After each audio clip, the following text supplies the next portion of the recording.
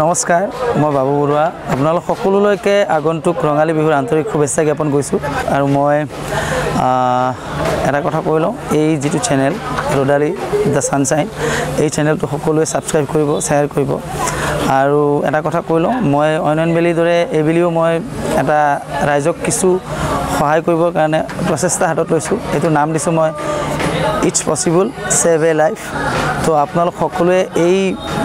এই কাৰ্যত মোক অলপ সহযোগ কৰিব বুলি আশা কৰিছোঁ আৰু এইটো ৰাইজৰ কাৰণে কৰিছোঁ আৰু এইটো কথাবিলাক মই মোৰ নিজৰ একাউণ্টৰ পৰাও আপোনালোক লাইভ আহি কৈ থাকিম আৰু প্ৰথমতে অলপ কৈ লওঁ যে মই যি ঠাইত অনুষ্ঠান কৰিব যাওঁ সেই ঠাইখিনিৰ মানুহখিনি বা সেই মই যিটো ৰুটেৰে যাওঁ সেই ৰাস্তাৰে গ'লেও য'ত মানে কিছুমান মেডিচিন যিটো মেডিচিন গুৱাহাটীতে পায় তাত নাপায় সেইটো মেডিচিন মই